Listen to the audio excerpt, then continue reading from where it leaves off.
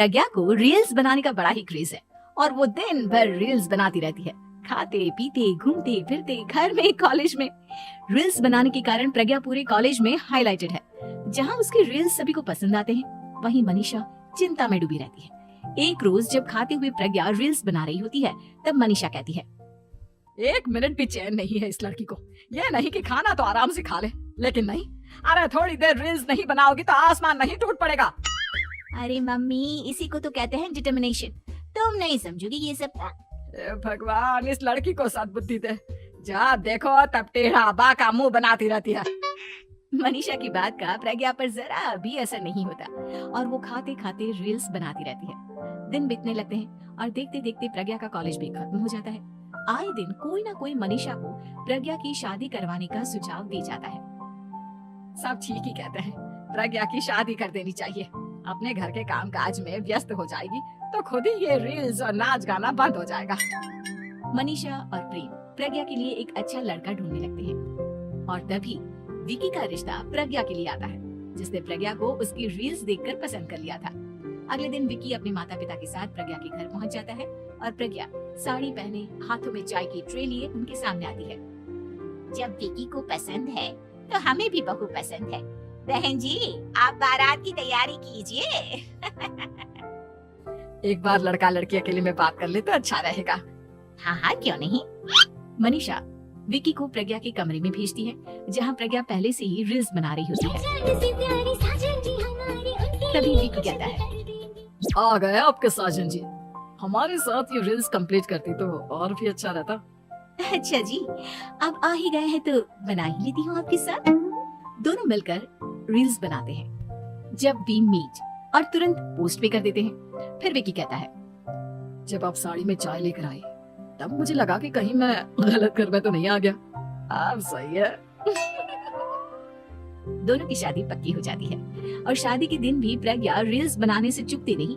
यहाँ तक कि बारात के समय भी नाचते हुए रील्स बनाती है।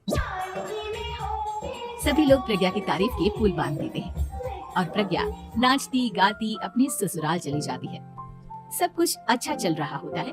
प्रज्ञा यहाँ भी दिन भर हर चीज की रील्स बनाती रहती है। लेकिन कुछ दिनों के बाद जब सुनीता कहती है, बहू, ये रील्स के साथ साथ कुछ काम भी कर लिया करो। वैसे तुझे और क्या क्या बनाना आता है? मम्मी जी, वैसे तो सब कहते हैं कि मैं सब कुछ अच्छा बनाती हूँ, लेकिन मुझे लगता है कि मैं मैगी अच्छा बना लेती हूँ। हाँ, कॉफी भी अच्छा बना लेती हूँ और मुंह तो सबसे अच्छा बना लेती हूँ। हैं? अच्छा अच्छा। सुनीता अपना माथा पकड़ लेती है और कहती है, बहू, कुछ खाना बनाना भी सीख लेती। मम्मी जी, मैं लंबी प्लानिंग कर रही हूँ। जल्दी ही मैं इतनी फेमस हो जाऊंगी कि मुझे पैसे मिलने लगेंगे। हम दोनों सास बहू राज करेंगे, राज। नौकर काम करेंगे और लोगों की तो लाइन लगेगी हमसे मिलने के लिए। तेरा दिमाग खराब हो गया है क्या बहू? हंसी मजाक तक ठीक है, लेकिन इस तरह घर नहीं चलते। जितना जल्दी हो इस घर के तौर तरीकों को सीख लो। प्रज्ञा मुंह घुमाकर चली जाती है और तुरंत उसी वक्त एक रील बनाती है। ये देख सुनीता का गुस्सा 7वें आसमान पर चला जाता है और विकी के घर आती ही सुनीता उसे सब कुछ बताती है। विकी भी अब प्रज्ञा की इन हरकतों से परेशान हो जाता है। तुम टेंशन मत लो मम्मा, मैं देख लूंगा। विकी कमरे में जाता है तो देखता है कि प्रज्ञा रील्स बना रही है। विकी बड़े ही प्यार से प्रज्ञा से कहता है, प्रज्ञा, इन सब के लिए मैं तुम्हें मना नहीं कर रहा हूँ, लेकिन फिर भी हर वक्त तो ये अच्छा नहीं लगता ना। समझने की कोशिश करो, मुझे भी तुम्हारा थोड़ा वक्त चाहिए। मैं जब ऑफिस से आता हूँ तो मुझे समय देने की जगह इसी में लगे रहते हो। तुम ज्यादा ही सोच रहे हो। तुम भी मेरे साथ रील्स बनाओ ना, तुम्हें भी बहुत अच्छा लगेगा। तुम्हें इज्जत से कोई बात समझ में नहीं आती क्या?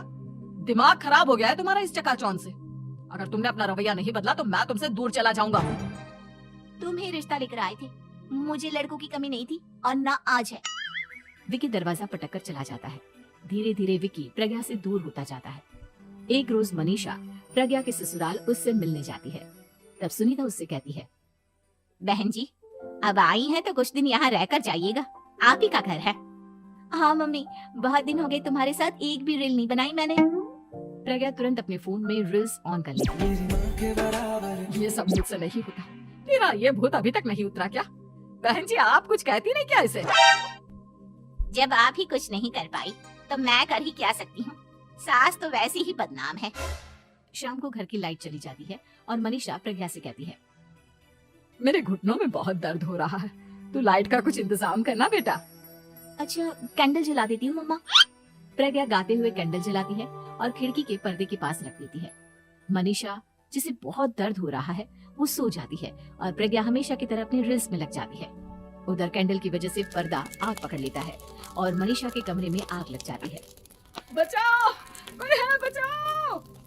सभी भागते हैं और विकी कमरे की आग बुझाने में लग जाता है, लेकिन तब तक मनीषा आधी जल चुकी थी।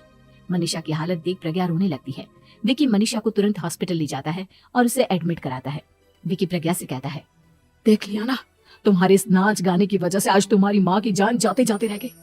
अब पता नहीं तुम और क्या चाहती हो। उधर डॉक्टर कहते हैं, इनकी हालत बहुत नाजुक है, आधे से ज्यादा जल चुकी है। प्रज्ञा रोती हुई मंदिर में जाती है और भगवान के आगे जाकर कहती है, भगवान मेरी माँ को ठीक कर दो, मैं कसम खाती हूँ हाथ से ये रील्स बनाना छोड़ दूंगी, बस मुझे मेरी माँ वापस मिल जाए। 2 दिन बीत जाते हैं और मनीषा खतरे से बाहर आ जाती है। पेशेंट अब ठीक है, आप लोग उनसे मिल सकते हो। सब कोई मनीषा से मिलता है और प्रज्ञा सबके सामने अपना फोन तोड़ देती है। मुझे माफ कर दो मम्मा, मैंने तुम लोगों की बातों को नजरअंदाज किया। बेटा कोई भी चीज जरूरत से ज्यादा खराब है। मैंने तुम्हें रील्स बनाने से कभी मना नहीं किया, लेकिन हर वक्त एक ही चीज तो सही नहीं है। मैं समझ गई हूँ मम्मा, आई एम सॉरी। प्रज्ञा उस दिन से रील्स बनाना छोड़ देती है और पूरी तरह से अपने घर में लग जाती है।